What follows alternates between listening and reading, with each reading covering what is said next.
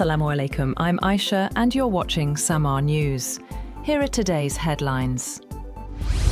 President Donald Trump has said that the ongoing negotiations with Iran are moving in the right direction in an orderly and constructive manner, and that both sides must take their time and get it right. In a social media post, he said that Tehran will never be allowed to develop a nuclear weapon. Trump also said the blockade on Iran will stay in place until a final agreement is reached and signed. In the same post, he called for more Middle Eastern nations to join the Abraham Accords and floated the possibility of Iran eventually joining the accords. Meanwhile, Iran's President Masoud Pezeshkian says his country is not seeking nuclear weapons, as talks with the United States continue over Tehran's nuclear program. Pezeshkian said Iran is ready to reassure the world of its peaceful intentions, but stressed that Iranian negotiators will not compromise on the country's honor and dignity. A proposed agreement between the United States and Iran could include a 60-day ceasefire extension and the reopening of the Strait of Hormuz. According to a report by Axios, the deal would reportedly allow Iran to resume oil exports freely, while negotiations continue over Tehran's nuclear program. In return, Iran would clear mines from the Strait, and the US would ease restrictions on Iranian ports and provide limited sanctions relief. Senior Iranian official Mohsen Rezaei has said that managing the Strait of Hormuz is Tehran's legal right to ensure national security. The military advisor to Iran's supreme leader also warned that Iran could withdraw from the Nuclear Non-Proliferation Treaty if threatened, as negotiations with the United States continue over a possible peace deal and the reopening of the vital shipping route.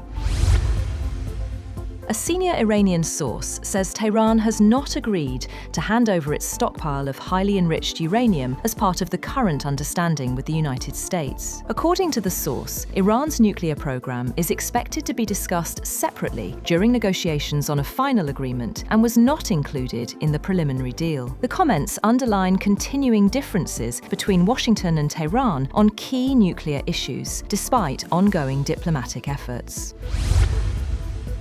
Prime Minister Shehbaz Sharif has praised US President Donald Trump's diplomatic efforts aimed at promoting regional peace, calling recent consultations with world leaders very useful and fruitful.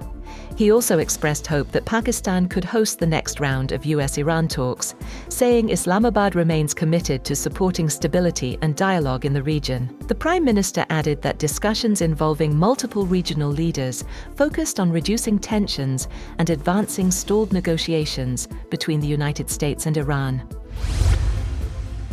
Iran says it has executed a man accused of providing sensitive information to the United States and Israel during the war. According to the Iranian judiciary, the individual was convicted of transferring data linked to Iran's defense industry to what authorities described as enemy states. The execution comes amid heightened security measures and ongoing tensions in the region. At least 14 people, including 3 Frontier Corps personnel, were martyred in a powerful blast near Quetta on Sunday. Officials say the explosion struck close to a railway track as the Peshawar-bound Jaffa Express passed through the area, injuring several others, including women and children. Prime Minister Shehbaz Sharif condemned the attack and expressed condolences to the victims' families. Russia carries out a large-scale missile and drone attack on Ukraine's capital Kyiv early Sunday, killing at least 1 person and injuring 21 others, Ukrainian officials said.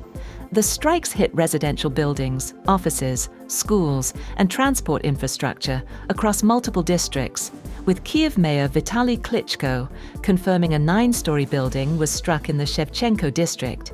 Emergency services were deployed to extinguish fires and rescue residents trapped under debris, while more than 40 locations across the city were reported damaged. Officials say residents were forced into shelters overnight as air raid sirens and explosions echoed across the capital.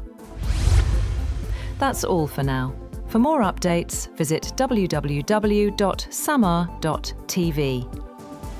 Thank you for watching Samaa News.